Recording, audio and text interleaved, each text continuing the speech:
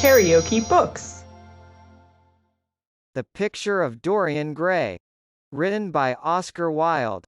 Introduction by Daniel Pratt. Illustrations by Anthony van Dyck. Introduction.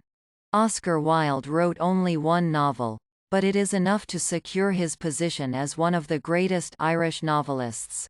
When he published The Picture of Dorian Gray in 1890, Wilde was already known for his journalism, essays, and short stories, but the novel marked his swift rise to the forefront of Irish and British literature.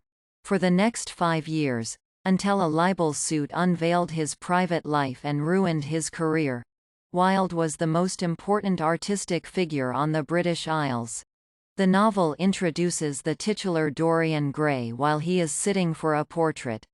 Dorian is a young, remarkably handsome, and impressionable young man. As he poses, Lord Henry Wotton discusses his aesthetic theory with Dorian and the artist Basil Hallward, encouraging Dorian to seek beauty and pleasure above all else, especially while still young. Dorian wishes aloud that he could stay young while his portrait aged, and diabolically his wish is granted. As Dorian becomes more and more hedonistic, he retains his youthful features, but the portrait grows more and more hideous until the novel's conclusion. The Picture of Dorian Gray caused a minor scandal due to its philosophy of aestheticism, but since its publication critics have hailed it as the foremost novel of the era. The writing is crisp and lively, and Wilde's patented wit permeates every page.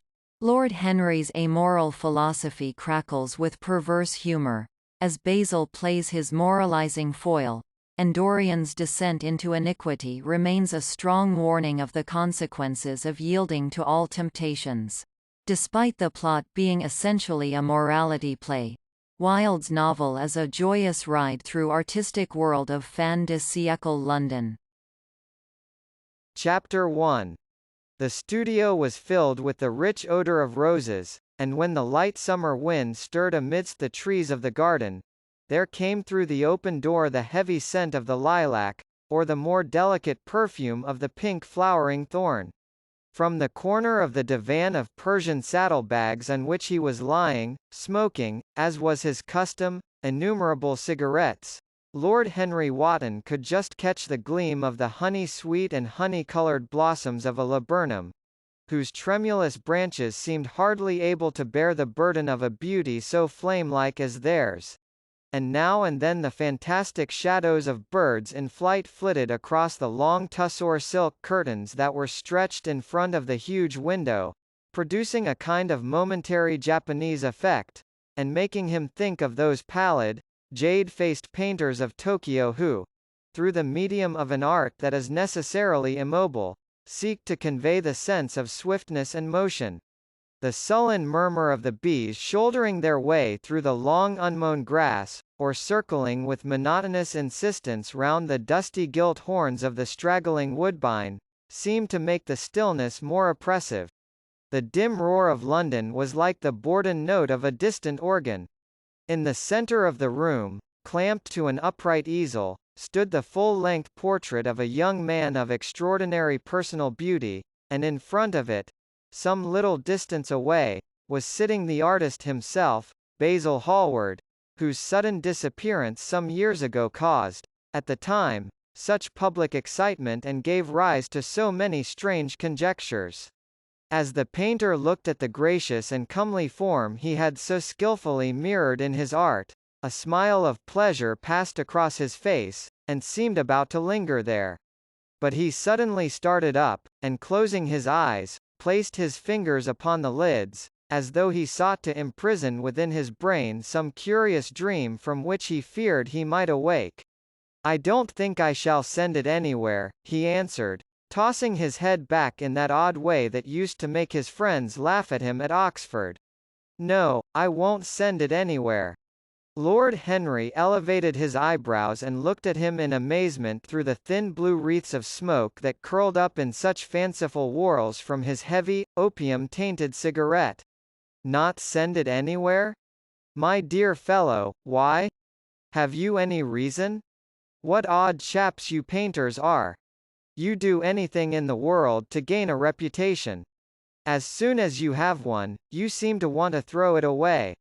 It is silly of you, for there is only one thing in the world worse than being talked about, and that is not being talked about.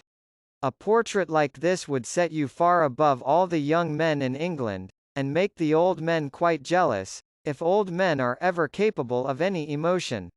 I know you will laugh at me, he replied, but I really can't exhibit it. I have put too much of myself into it. Lord Henry stretched himself out on the divan and laughed. Yes, I knew you would, but it is quite true, all the same. Too much of yourself in it. Upon my word, Basil, I didn't know you were so vain, and I really can't see any resemblance between you, with your rugged strong face and your coal-black hair, and this young Adonis, who looks as if he was made out of ivory and rose leaves. Why, my dear Basil, he is a Narcissus, and you, well, of course you have an intellectual expression and all that. But beauty, real beauty, ends where an intellectual expression begins. Intellect is in itself a mode of exaggeration, and destroys the harmony of any face. The moment one sits down to think, one becomes all nose, or all forehead, or something horrid. Look at the successful men in any of the learned professions. How perfectly hideous they are! Except, of course, in the church. But then in the church they don't think. A bishop keeps on saying at the age of 80 what he was told to say when he was a boy of 18, and as a natural consequence he always looks absolutely delightful. Your mysterious young friend, whose name you have never told me, but whose picture really fascinates me, never thinks. I feel quite sure of that. He is some brainless beautiful creature who should be always here in winter when we have no flowers to look at, and always here in summer when we want something to chill our intelligence. Don't flatter yourself, Basil. You are not in the least like him. You don't understand me, Harry, answered the artist. Of course I am not like him. I know that perfectly well. Indeed, I should be sorry to look like him. You shrug your shoulders? I am telling you the truth.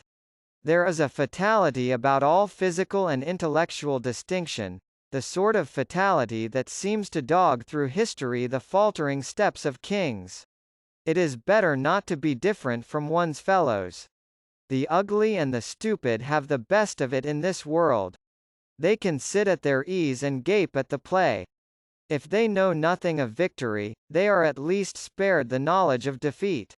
They live as we all should live, undisturbed, indifferent, and without disquiet. They neither bring ruin upon others, nor ever receive it from alien hands. Your rank and wealth, Harry, my brains, such as they are, my art, whatever it may be worth, Dorian Gray's good looks, we shall all suffer for what the gods have given us, suffer terribly. Dorian Gray? Is that his name? Asked Lord Henry, walking across the studio towards Basil Hallward. Yes, that is his name. I didn't intend to tell it to you. But why not? Oh, I can't explain. When I like people immensely, I never tell their names to anyone. It is like surrendering a part of them. I have grown to love secrecy. It seems to be the one thing that can make modern life mysterious or marvelous to us. The commonest thing is delightful if one only hides it. When I leave town now I never tell my people where I am going. If I did, I would lose all my pleasure. It is a silly habit, I dare say, but somehow it seems to bring a great deal of romance into one's life. I suppose you think me awfully foolish about it? Not at all, answered Lord Henry, not at all, my dear Basil. You seem to forget that I am married, and the one charm of marriage is that it makes a life of deception absolutely necessary for both parties. I never know where my wife is, and my wife never knows what I am doing. When we do meet occasionally, when we dine out together, or go down to the Duke's, We tell each other the most absurd stories with the most serious faces. My wife is very good at it, much better, in fact, than I am. She never gets confused over her dates, and I always do. But when she does find me out, she makes no row at all. I sometimes wish she would, but she merely laughs at me. I hate the way you talk about your married life, Harry, said Basil Hallward, strolling towards the door that led into the garden. I believe that you are really a very good husband, but that you are thoroughly ashamed of your own virtues. You are an extraordinary fellow. You never say a moral thing, and you never do a wrong thing. Your cynicism is simply a pose. Being natural is simply a pose, and the most irritating pose I know, cried Lord Henry, laughing, and the two young men went out into the garden together and ensconced themselves on a long bamboo seat that stood in the shade of a tall laurel bush. The sunlight slipped over the polished leaves. In the grass, white daisies were tremulous. After a pause, Lord Henry pulled out his watch. I am afraid I must be going, Basil, he murmured, and before I go, I insist on your answering a question I put to you some time ago. What is that? Said the painter, keeping his eyes fixed on the ground. You know quite well. I do not, Harry. Well, I will tell you what it is. I want you to explain to me why you won't exhibit Dorian Gray's picture. I want the real reason. I told you the real reason. No, you did not. You said it was because there was too much of yourself in it. Now, that is childish. Harry, said Basil Hallward, looking him straight in the face, every portrait that is painted with feeling is a portrait of the artist, not of the sitter. The sitter is merely the accident, the occasion. It is not he who is revealed by the painter, it is rather the painter who, on the colored canvas, reveals himself. The reason I will not exhibit this picture is that I am afraid that I have shown in it the secret of my own soul. Lord Henry laughed. And what is that? He asked.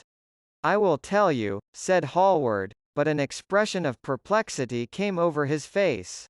I am all expectation, Basil, continued his companion, glancing at him. Oh, there is really very little to tell, Harry, answered the painter, and I am afraid you will hardly understand it. Perhaps you will hardly believe it. Lord Henry smiled, and leaning down, plucked a pink-petaled daisy from the grass and examined it. I am quite sure I shall understand it, he replied, gazing intently at the little golden, white-feathered disc, and as for believing things, I can believe anything, provided that it is quite incredible.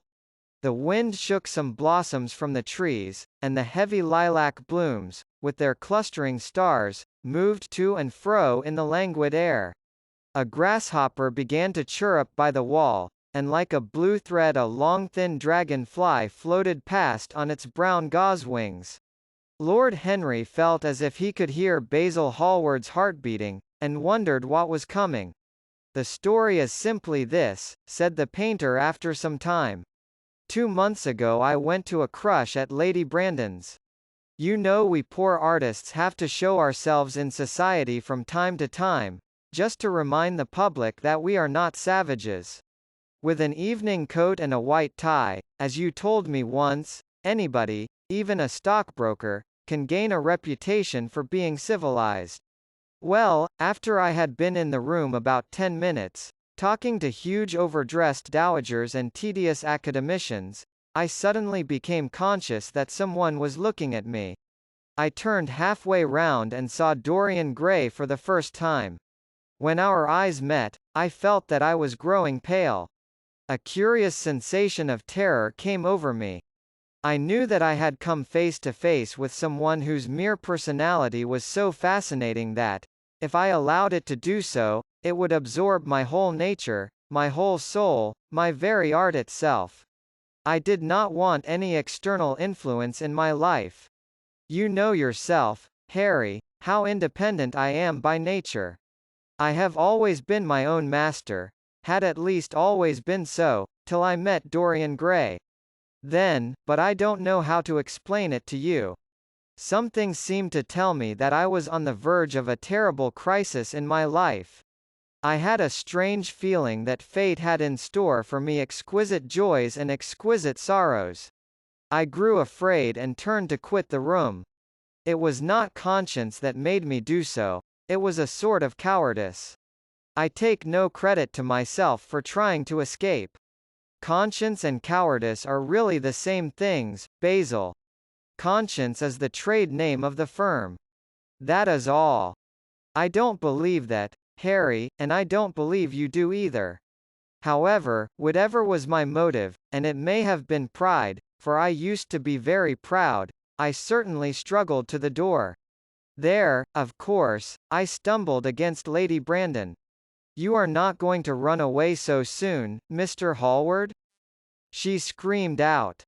You know her curiously shrill voice? Yes, she is a peacock in everything but beauty, said Lord Henry, pulling the daisy to bits with his long nervous fingers. I could not get rid of her. She brought me up to royalties, and people with stars and garters, and elderly ladies with gigantic tiaras and parrot noses. She spoke of me as her dearest friend. I had only met her once before, but she took it into her head to lionize me. I believe some picture of mine had made a great success at the time, at least had been chattered about in the penny newspapers, which is the 19th century standard of immortality. Suddenly I found myself face to face with the young man whose personality had so strangely stirred me. We were quite close, almost touching. Our eyes met again. It was reckless of me, but I asked Lady Brandon to introduce me to him. Perhaps it was not so reckless, after all. It was simply inevitable. We would have spoken to each other without any introduction. I am sure of that. Dorian told me so afterwards. He, too, felt that we were destined to know each other. And how did Lady Brandon describe this wonderful young man? Asked his companion. I know she goes in for giving a rapid précis of all her guests. I remember her bringing me up to a truculent and red-faced old gentleman covered all over with orders and ribbons, and hissing into my ear, in a tragic whisper which must have been perfectly audible to everybody in the room, the most astounding details. I simply fled. I like to find out people for myself. But Lady Brandon treats her guests exactly as an auctioneer treats his goods. She either explains them entirely away, or tells one everything about them except what one wants to know. Poor Lady Brandon. You are hard on her, Harry, said Hallward listlessly. My dear fellow, she tried to found a salon, and only succeeded in opening a restaurant. How could I admire her? But tell me, what did she say about Mr. Dorian Gray? Oh, something like, charming boy, poor dear mother and I absolutely inseparable. Quite forget what he does. Afraid he doesn't do anything. Oh, yes, plays the piano. Or is it the violin, dear Mr. Gray? Neither of us could help laughing, and we became friends at once. Laughter is not at all a bad beginning for a friendship, and it is far the best ending for one, said the young lord, plucking another daisy. Hallward shook his head. You don't understand what friendship is, Harry, he murmured, or what enmity is, for that matter. You like every one. That is to say, you are indifferent to every one. How horribly unjust of you! Cried Lord Henry, tilting his hat back and looking up at the little clouds that, like ravelled skeins of glossy white silk, were drifting across the hollowed turquoise of the summer sky. Yes, horribly unjust of you. I make a great difference between people. I choose my friends for their good looks, my acquaintances for their good characters, and my enemies for their good intellects. A man cannot be too careful in the choice of his enemies. I have not got one who is a fool. They are all men of some intellectual power, and consequently they all appreciate me. Is that very vain of me? I think it is rather vain. I should think it was, Harry. But according to your category I must be merely an acquaintance. My dear old Basil, you are much more than an acquaintance. And much less than a friend. A sort of brother, I suppose? Oh, brothers. I don't care for brothers. My elder brother won't die, and my younger brothers seem never to do anything else. Harry, exclaimed Hallward, frowning. My dear fellow, I am not quite serious. But I can't help detesting my relations. I suppose it comes from the fact that none of us can stand other people having the same faults as ourselves. I quite sympathize with the rage of the English democracy against what they call the vices of the upper orders. The masses feel that drunkenness, stupidity, and immorality should be their own special property, and that if any one of us makes an ass of himself, he is poaching on their preserves. When poor Southwark got into the divorce court, their indignation was quite magnificent. And yet I don't suppose that 10% of the proletariat live correctly. I don't agree with a single word that you have said, and, what is more, Harry, I feel sure you don't either. Lord Henry stroked his pointed brown beard and tapped the toe of his patent leather boot with a tasselled ebony cane. How English you are, Basil! That is the second time you have made that observation. If one puts forward an idea to a true Englishman, always a rash thing to do, he never dreams of considering whether the idea is right or wrong. The only thing he considers of any importance is whether one believes it oneself. Now, the value of an idea has nothing whatsoever to do with the sincerity of the man who expresses it. Indeed, the probabilities are that the more insincere the man is, the more purely intellectual will the idea be, as in that case it will not be colored by either his wants, his desires, or his prejudices. However, I don't propose to discuss politics, sociology, or metaphysics with you. I like persons better than principles, and I like persons with no principles better than anything else in the world. Tell me more about Mr. Dorian Gray. How often do you see him? Every day. I couldn't be happy if I didn't see him every day. He is absolutely necessary to me. How extraordinary! I thought you would never care for anything but your art. He is all my art to me now, said the painter gravely. I sometimes think, Harry, that there are only two eras of any importance in the world's history. The first is the appearance of a new medium for art, and the second is the appearance of a new personality for art also. What the invention of oil painting was to the Venetians, the face of Antinous was to late Greek sculpture, and the face of Dorian Gray will some day be to me. It is not merely that I paint from him, draw from him, sketch from him. Of course, I have done all that. But he is much more to me than a model or a sitter. I won't tell you that I am dissatisfied with what I have done of him, or that his beauty is such that art cannot express it. There is nothing that art cannot express, and I know that the work I have done, since I met Dorian Gray, is good work, is the best work of my life. But in some curious way, I wonder will you understand me? His personality has suggested to me an entirely new manner in art, an entirely new mode of style. I see things differently, I think of them differently. I can now recreate life in a way that was hidden from me before. A dream of form in days of thought, who is it who says that? I forget, but it is what Dorian Gray has been to me. The merely visible presence of this lad, for he seems to me little more than a lad, though he is really over 20, his merely visible presence, ah!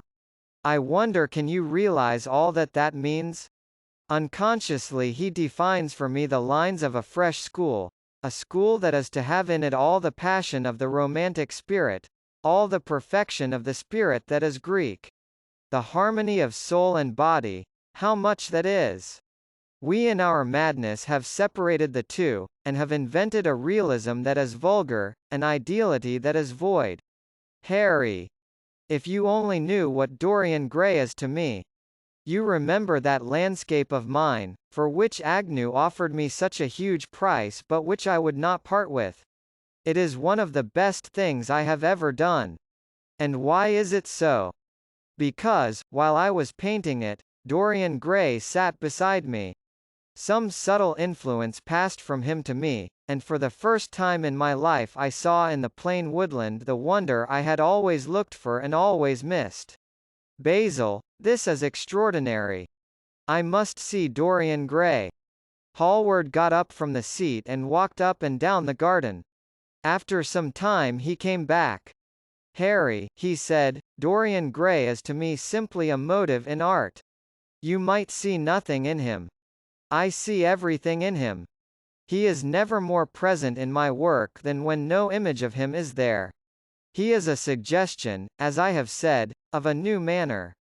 I find him in the curves of certain lines, in the loveliness and subtleties of certain colors. That is all. Then why won't you exhibit his portrait? Asked Lord Henry. Because, without intending it, I have put into it some expression of all this curious artistic idolatry, of which, of course, I have never cared to speak to him.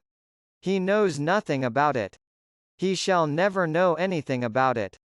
But the world might guess it, and I will not bare my soul to their shallow prying eyes. My heart shall never be put under their microscope. There is too much of myself in the thing, Harry, too much of myself. Poets are not so scrupulous as you are. They know how useful passion is for publication. Nowadays a broken heart will run to many editions. I hate them for it, cried Hallward.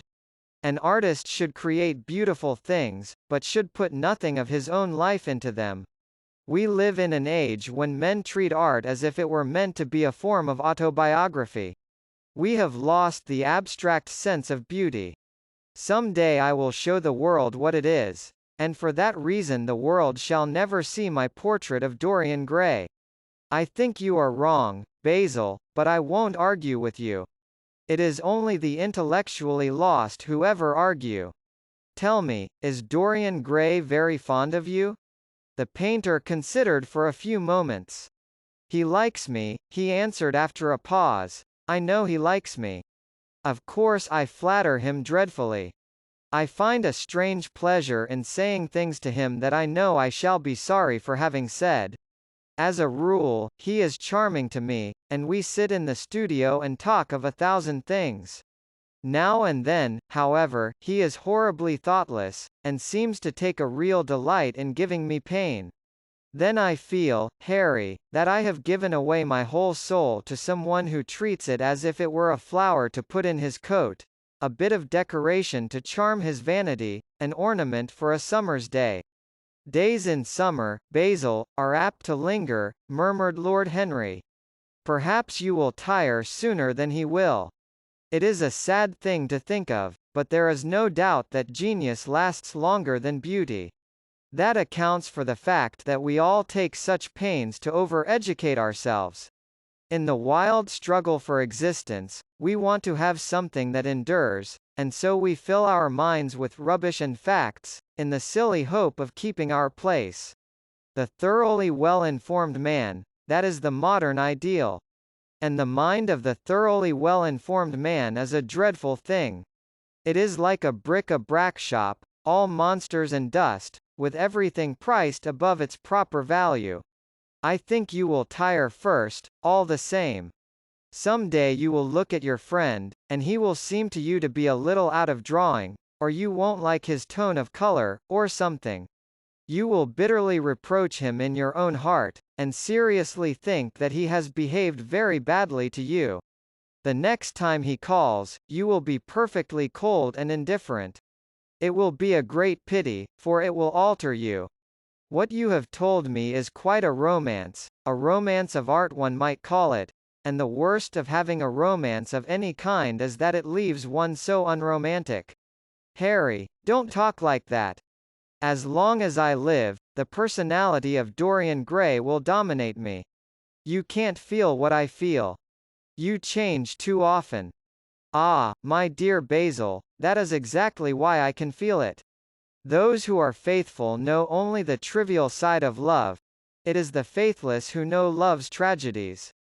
And Lord Henry struck a light on a dainty silver case and began to smoke a cigarette with a self-conscious and satisfied air, as if he had summed up the world in a phrase. There was a rustle of chirruping sparrows in the green lacquer leaves of the ivy, and the blue cloud shadows chased themselves across the grass like swallows. How pleasant it was in the garden! And how delightful other people's emotions were! Much more delightful than their ideas, it seemed to him. One's own soul, and the passions of one's friends, those were the fascinating things in life. He pictured to himself with silent amusement the tedious luncheon that he had missed by staying so long with Basil Hallward. Had he gone to his aunt's, he would have been sure to have met Lord Goodbody there, and the whole conversation would have been about the feeding of the poor and the necessity for model lodging-houses.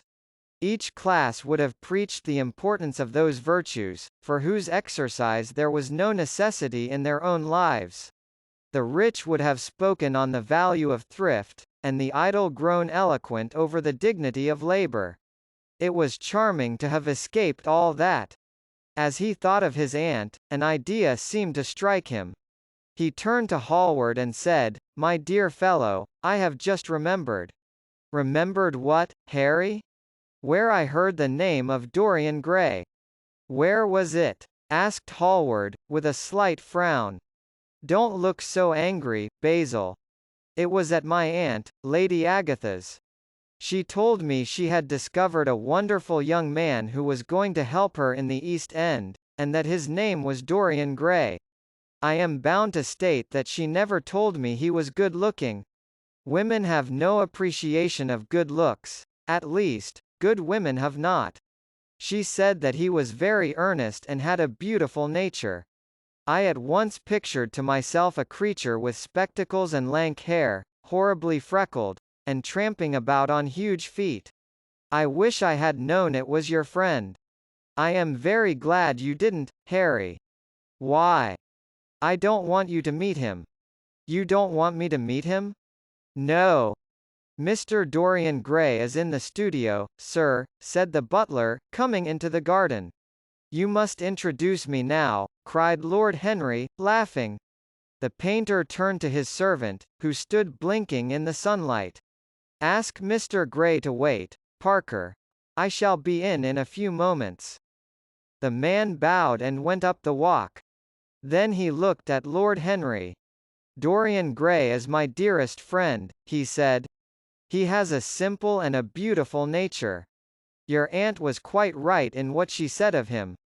Don't spoil him. Don't try to influence him.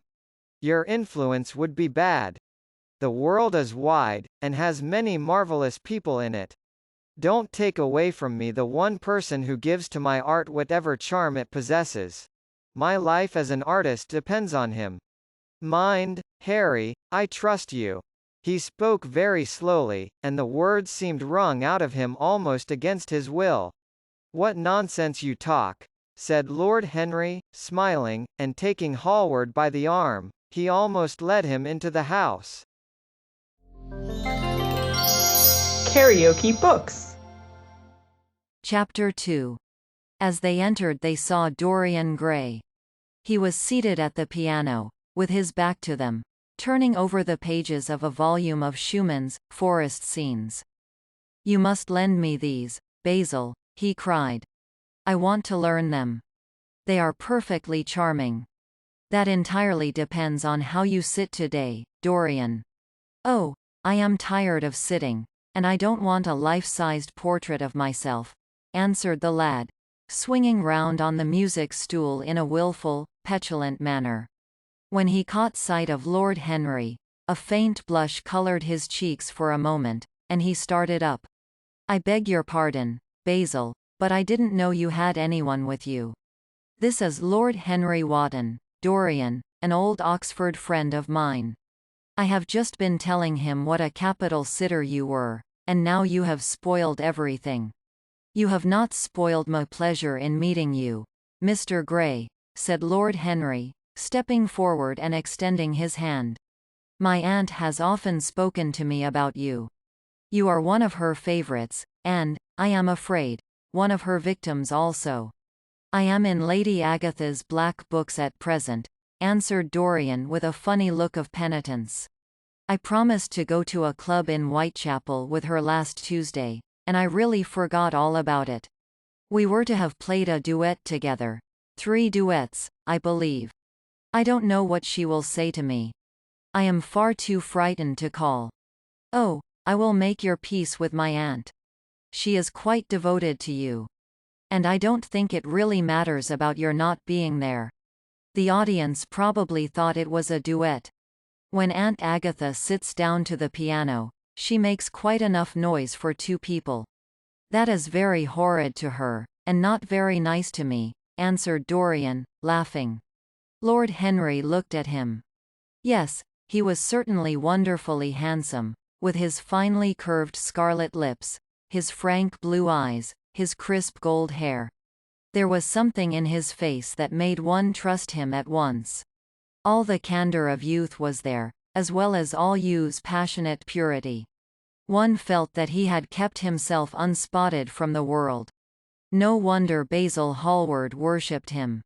You are too charming to go in for philanthropy, Mr. Gray, far too charming. And Lord Henry flung himself down on the divan and opened his cigarette case. The painter had been busy mixing his colors and getting his brushes ready. He was looking worried, and when he heard Lord Henry's last remark, he glanced at him, hesitated for a moment, and then said, "Harry, I want to finish this picture today. Would you think it awfully rude of me if I asked you to go away?" Lord Henry smiled and looked at Dorian Gray. "Am I to go, Mr. Gray?" he asked. "Oh, please don't, Lord Henry. I see that Basil is in one of his sulky moods, and I can't bear him when he sulks. Besides, I want you to tell me why I should not go in for philanthropy." "I don't know that I shall tell you that, Mr. Gray. It is so tedious a subject that one would have to talk seriously about it. But I certainly shall not run away, now that you have asked me to stop. You don't really mind, Basil, do you? You have often told me that you liked your sitters to have someone to chat to." Hallward bit his lip. "If Dorian wishes it, of course you must stay. Dorian's whims are laws to everybody, except himself." Lord Henry took up his hat and gloves. "You are very pressing, Basil, but I am afraid I must go. I have promised to meet a man at the Orleans. Goodbye, Mr. Gray. Come and see me some afternoon in Curzon Street. I am nearly always at home at 5 o'clock. Write to me when you are coming. I should be sorry to miss you." "Basil," cried Dorian Gray, "if Lord Henry Wotton goes, I shall go, too. You never open your lips while you are painting, and it is horribly dull standing on a platform and trying to look pleasant. Ask him to stay. I insist upon it. Stay, Harry, to oblige Dorian, and to oblige me," said Hallward, gazing intently at his picture. "It is quite true, I never talk when I am working, and never listen either, and it must be dreadfully tedious for my unfortunate sitters. I beg you to stay. But what about my man at the Orleans?" The painter laughed. "I don't think there will be any difficulty about that. Sit down again, Harry. And now, Dorian, get up on the platform, and don't move about too much, or pay any attention to what Lord Henry says. He has a very bad influence over all his friends, with the single exception of myself." Dorian Gray stepped up on the dais with the air of a young Greek martyr, and made a little moue of discontent to Lord Henry, to whom he had rather taken a fancy. He was so unlike Basil. They made a delightful contrast. And he had such a beautiful voice. After a few moments he said to him, "Have you really a very bad influence, Lord Henry? As bad as Basil says? There is no such thing as a good influence, Mr. Gray. All influence is immoral. Immoral from the scientific point of view." "Why?" Because to influence a person is to give him one's own soul.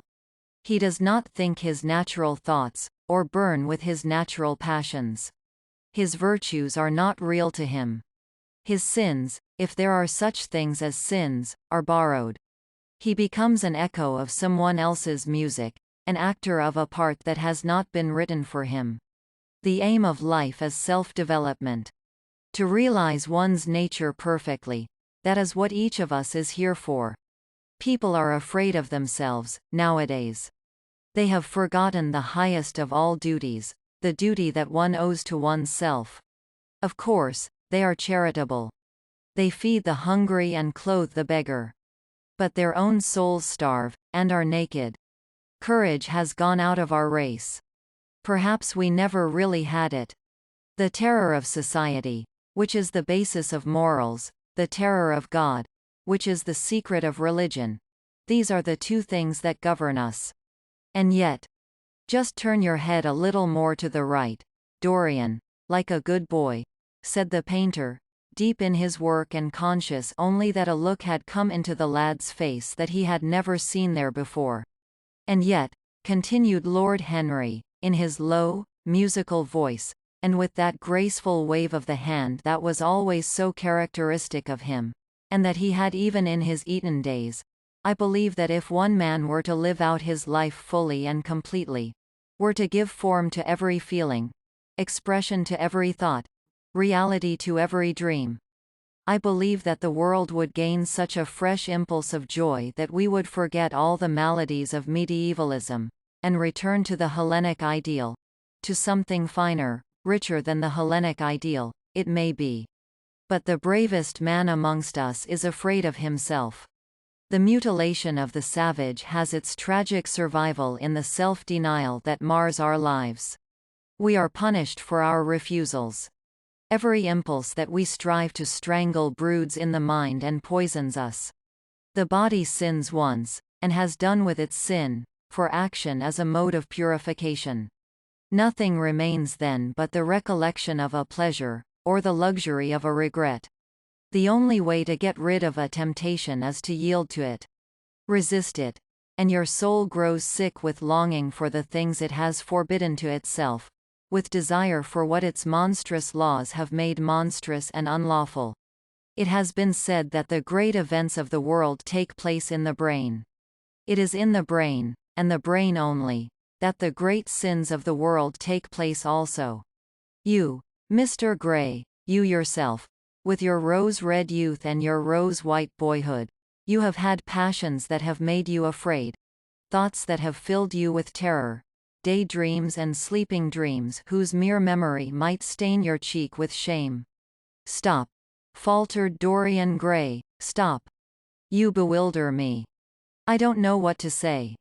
There is some answer to you, but I cannot find it. Don't speak. Let me think. Or, rather, let me try not to think. For nearly 10 minutes he stood there, motionless, with parted lips and eyes strangely bright. He was dimly conscious that entirely fresh influences were at work within him. Yet they seemed to him to have come really from himself. The few words that Basil's friend had said to him, words spoken by chance, no doubt, and with willful paradox in them, had touched some secret chord that had never been touched before, but that he felt was now vibrating and throbbing to curious pulses. Music had stirred him like that. Music had troubled him many times. But music was not articulate. It was not a new world, but rather another chaos, that it created in us. Words. Mere words. How terrible they were. How clear, and vivid, and cruel. One could not escape from them. And yet what a subtle magic there was in them. They seemed to be able to give a plastic form to formless things, and to have a music of their own as sweet as that of viol or of lute. Mere words. Was there anything so real as words? Yes, there had been things in his boyhood that he had not understood. He understood them now. Life suddenly became fiery-colored to him. It seemed to him that he had been walking in fire. Why had he not known it? With his subtle smile, Lord Henry watched him. He knew the precise psychological moment when to say nothing. He felt intensely interested. He was amazed at the sudden impression that his words had produced, and, remembering a book that he had read when he was 16, a book which had revealed to him much that he had not known before, he wondered whether Dorian Gray was passing through a similar experience. He had merely shot an arrow into the air. Had it hit the mark? How fascinating the lad was! Hallward painted away with that marvelous bold touch of his, that had the true refinement and perfect delicacy that in art, at any rate, comes only from strength. He was unconscious of the silence. "Basil, I am tired of standing," cried Dorian Gray suddenly. "I must go out and sit in the garden. The air is stifling here. My dear fellow, I am so sorry. When I am painting, I can't think of anything else. But you never sat better. You were perfectly still. And I have caught the effect I wanted, the half-parted lips and the bright look in the eyes. I don't know what Harry has been saying to you, but he has certainly made you have the most wonderful expression. I suppose he has been paying you compliments. You mustn't believe a word that he says. He has certainly not been paying me compliments. Perhaps that is the reason that I don't believe anything he has told me." "You know you believe it all," said Lord Henry, looking at him with his dreamy languorous eyes. "I will go out to the garden with you. It is horribly hot in the studio. Basil, let us have something iced to drink, something with strawberries in it." "Certainly, Harry. Just touch the bell, and when Parker comes I will tell him what you want. I have got to work up this background, so I will join you later on. Don't keep Dorian too long. I have never been in better form for painting than I am today. This is going to be my masterpiece. It is my masterpiece as it stands." Lord Henry went out to the garden and found Dorian Gray burying his face in the great cool lilac blossoms, feverishly drinking in their perfume as if it had been wine. He came close to him and put his hand upon his shoulder. "You are quite right to do that," he murmured. "Nothing can cure the soul but the senses, just as nothing can cure the senses but the soul." The lad started and drew back. He was bareheaded, and the leaves had tossed his rebellious curls and tangled all their gilded threads. There was a look of fear in his eyes, such as people have when they are suddenly awakened. His finely chiseled nostrils quivered, and some hidden nerve shook the scarlet of his lips and left them trembling. "Yes," continued Lord Henry, "that is one of the great secrets of life. To cure the soul by means of the senses, and the senses by means of the soul. You are a wonderful creation. You know more than you think you know, just as you know less than you want to know." Dorian Gray frowned and turned his head away. He could not help liking the tall, graceful young man who was standing by him. His romantic, olive-colored face and worn expression interested him. There was something in his low languid voice that was absolutely fascinating. His cool, white, flower-like hands, even, had a curious charm. They moved, as he spoke, like music, and seemed to have a language of their own. But he felt afraid of him, and ashamed of being afraid. Why had it been left for a stranger to reveal him to himself? He had known Basil Hallward for months, but the friendship between them had never altered him. Suddenly there had come someone across his life who seemed to have disclosed to him life's mystery. And, yet, what was there to be afraid of? He was not a schoolboy or a girl. It was absurd to be frightened. "Let us go and sit in the shade," said Lord Henry. "Parker has brought out the drinks, and if you stay any longer in this glare, you will be quite spoiled, and Basil will never paint you again. You really must not allow yourself to become sunburnt. It would be unbecoming." "What can it matter?" cried Dorian Gray, laughing, as he sat down on the seat at the end of the garden. "It should matter everything to you, Mr. Gray." "Why?" "Because you have the most marvelous youth, and youth is the one thing worth having. I don't feel that, Lord Henry. No, you don't feel it now. Someday, when you are old and wrinkled and ugly, when thought has seared your forehead with its lines, and passion branded your lips with its hideous fires, you will feel it terribly. Now, wherever you go, you charm the world. Will it always be so? You have a wonderfully beautiful face, Mr. Gray. Don't frown. You have. And beauty is a form of genius, is higher, indeed, than genius, as it needs no explanation. It is of the great facts of the world, like sunlight, or springtime, or the reflection in dark waters of that silver shell we call the moon. It cannot be questioned. It has its divine right of sovereignty. It makes princes of those who have it. You smile? Ah. When you have lost it you won't smile. People say sometimes that beauty is only superficial. That may be so, but at least it is not so superficial as thought is. To me, beauty is the wonder of wonders. It is only shallow people who do not judge by appearances. The true mystery of the world is the visible, not the invisible. Yes, Mr. Gray, the gods have been good to you. But what the gods give they quickly take away. You have only a few years in which to live really, perfectly, and fully. When your youth goes, your beauty will go with it, and then you will suddenly discover that there are no triumphs left for you, or have to content yourself with those mean triumphs that the memory of your past will make more bitter than defeats. Every month as it wanes brings you nearer to something dreadful. Time is jealous of you, and wars against your lilies and your roses.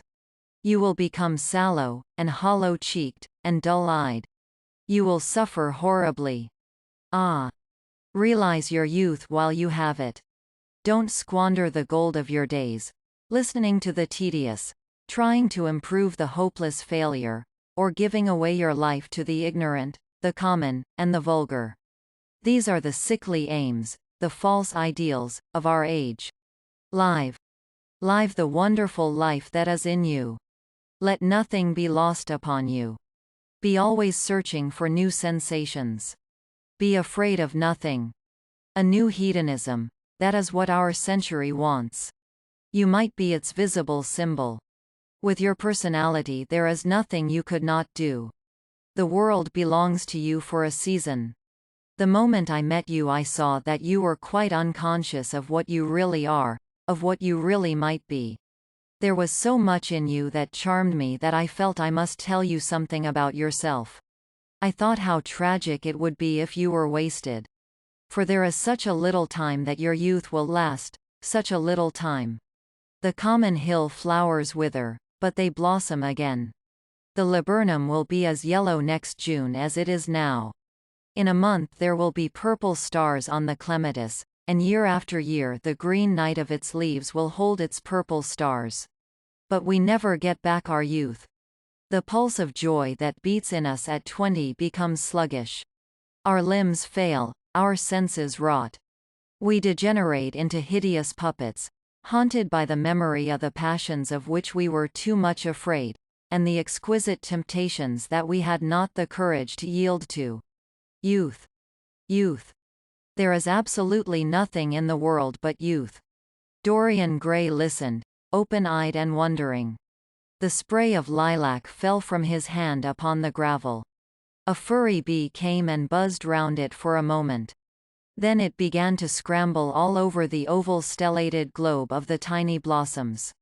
He watched it with that strange interest in trivial things that we try to develop when things of high import make us afraid, or when we are stirred by some new emotion for which we cannot find expression, or when some thought that terrifies us lays sudden siege to the brain and calls on us to yield.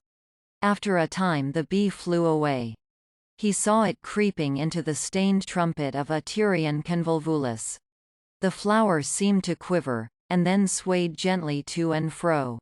Suddenly the painter appeared at the door of the studio and made staccato signs for them to come in. They turned to each other and smiled. "I am waiting," he cried. "Do come in." The light is quite perfect, and you can bring your drinks." They rose up and sauntered down the walk together. 2 green and white butterflies fluttered past them, and in the pear tree at the corner of the garden a thrush began to sing. "You are glad you have met me, Mr. Grey," said Lord Henry, looking at him. "Yes, I am glad now. I wonder, shall I always be glad?" "Always. That is a dreadful word.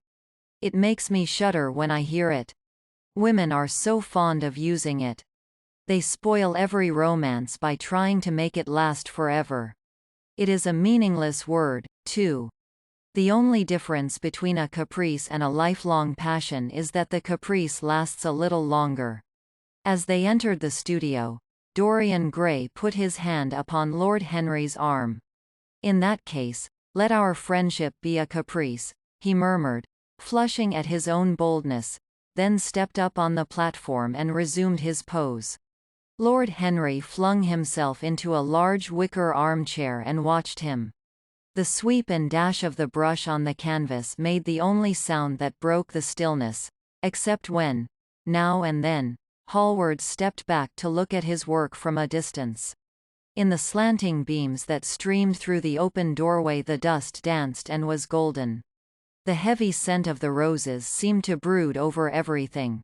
After about a quarter of an hour Hallward stopped painting, looked for a long time at Dorian Gray, and then for a long time at the picture, biting the end of one of his huge brushes and frowning. "It is quite finished," he cried at last, and stooping down he wrote his name in long vermilion letters on the left-hand corner of the canvas.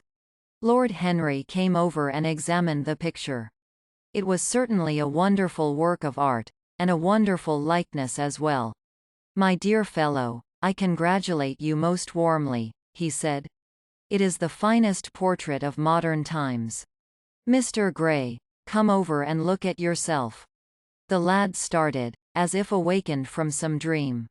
"Is it really finished?" he murmured, stepping down from the platform. "Quite finished," said the painter. "And you have sat splendidly today. I am awfully obliged to you." "That is entirely due to me," broke in Lord Henry. "Isn't it, Mr. Gray?" Dorian made no answer, but passed listlessly in front of his picture and turned towards it. When he saw it he drew back, and his cheeks flushed for a moment with pleasure. A look of joy came into his eyes, as if he had recognized himself for the first time.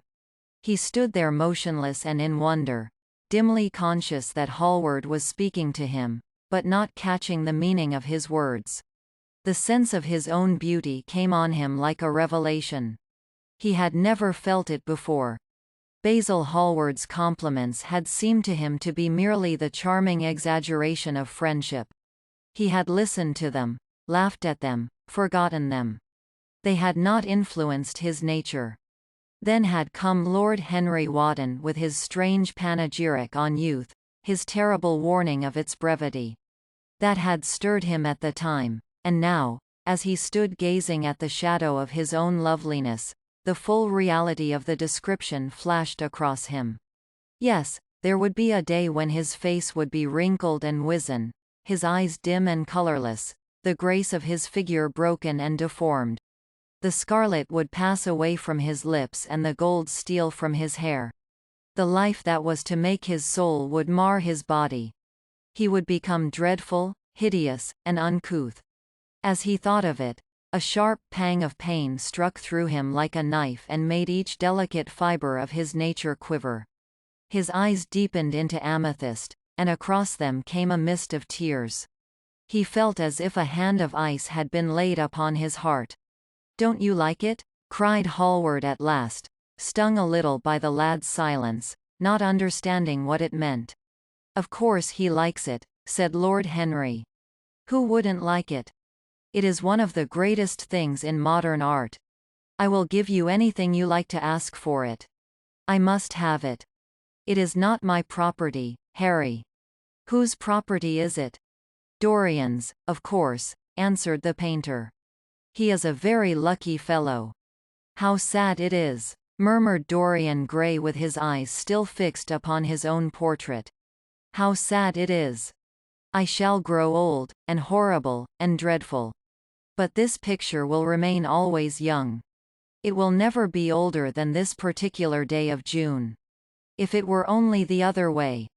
If it were I who was to be always young, and the picture that was to grow old. For that, I would give everything. Yes, there is nothing in the whole world I would not give. I would give my soul for that. You would hardly care for such an arrangement, Basil, cried Lord Henry, laughing. It would be rather hard lines on your work. I should object very strongly, Harry, said Hallward. Dorian Gray turned and looked at him. I believe you would, Basil. You like your art better than your friends. I am no more to you than a green bronze figure. Hardly as much, I dare say. The painter stared in amazement. It was so unlike Dorian to speak like that. What had happened? He seemed quite angry. His face was flushed and his cheeks burning. Yes, he continued, I am less to you than your ivory Hermes or your silver fawn. You will like them always. How long will you like me? Till I have my first wrinkle, I suppose. I know, now, that when one loses one's good looks, whatever they may be, one loses everything. Your picture has taught me that. Lord Henry Wotton is perfectly right. Youth is the only thing worth having. When I find that I am growing old, I shall kill myself. Hallward turned pale and caught his hand. Dorian! Dorian! He cried, don't talk like that. I have never had such a friend as you, and I shall never have such another. You are not jealous of material things, are you? You who are finer than any of them. I am jealous of everything whose beauty does not die. I am jealous of the portrait you have painted of me. Why should it keep what I must lose? Every moment that passes takes something from me and gives something to it. Oh, if it were only the other way. If the picture could change, and I could be always what I am now. Why did you paint it? It will mock me some day, mock me horribly. The hot tears welled into his eyes. He tore his hand away and, flinging himself on the divan, he buried his face in the cushions, as though he was praying. This is your doing, Harry, said the painter bitterly. Lord Henry shrugged his shoulders. It is the real Dorian Gray, that is all. It is not. If it is not, what have I to do with it? You should have gone away when I asked you, he muttered. I stayed when you asked me, was Lord Henry's answer. Harry, I can't quarrel with my two best friends at once, but between you both you have made me hate the finest piece of work I have ever done, and I will destroy it. What is it but canvas and color? I will not let it come across our three lives and mar them. Dorian Gray lifted his golden head from the pillow, and with pallid face and tear-stained eyes, looked at him as he walked over to the deal painting table that was set beneath the high-curtained window. What was he doing there? His fingers were straying about among the litter of tin tubes and dry brushes, seeking for something. Yes, it was for the long palette knife, with its thin blade of lithe steel. He had found it at last. He was going to rip up the canvas. With a stifled sob the lad leapt from the couch, and, rushing over to Hallward, tore the knife out of his hand, and flung it to the end of the studio. Don't, Basil, don't, he cried. It would be murder. I am glad you appreciate my work at last, Dorian, said the painter coldly when he had recovered from his surprise. I never thought you would. Appreciate it? I am in love with it, Basil. It is part of myself. I feel that. Well, as soon as you are dry, you shall be varnished, and framed, and sent home. Then you can do what you like with yourself. And he walked across the room and rang the bell for tea. You will have tea, of course, Dorian? And so will you, Harry? Or do you object to such simple pleasures? I adore simple pleasures, said Lord Henry. They are the last refuge of the complex. But I don't like scenes, except on the stage. What absurd fellows you are, both of you. I wonder who it was defined man as a rational animal. It was the most premature definition ever given. Man is many things, but he is not rational. I am glad he is not, after all, though I wish you chaps would not squabble over the picture. You had much better let me have it, Basil. This silly boy doesn't really want it, and I really do. If you let anyone have it but me, Basil, I shall never forgive you," cried Dorian Gray. "And I don't allow people to call me a silly boy. You know the picture is yours, Dorian. I gave it to you before it existed. And you know you have been a little silly, Mr. Gray, and that you don't really object to being reminded that you are extremely young. I should have objected very strongly this morning, Lord Henry." "Ah. This morning. You have lived since then." There came a knock at the door, and the butler entered with a laden tea tray and set it down upon a small Japanese table. There was a rattle of cups and saucers and the hissing of a fluted Georgian urn. 2 globe-shaped china dishes were brought in by a page. Dorian Gray went over and poured out the tea. The 2 men sauntered languidly to the table and examined what was under the covers. "Let us go to the theatre tonight," said Lord Henry. "There is sure to be something on, somewhere. I have promised to dine at White's, but it is only with an old friend, so I can send him a wire to say that I am ill, or that I am prevented from coming in consequence of a subsequent engagement. I think that would be a rather nice excuse. It would have all the surprise of candor." "It is such a bore putting on one's dress clothes," muttered Hallward. "And, when one has them on, they are so horrid." "Yes," answered Lord Henry dreamily, "the costume of the 19th century is detestable. It is so somber, so depressing. Sin is the only real color element left in modern life. You really must not say things like that before Dorian, Harry." "Before which Dorian? The one who is pouring out tea for us, or the one in the picture?" "Before either."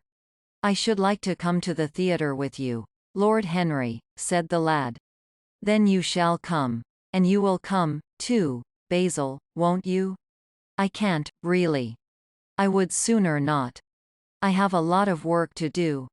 "Well, then, you and I will go alone, Mr. Gray." "I should like that awfully."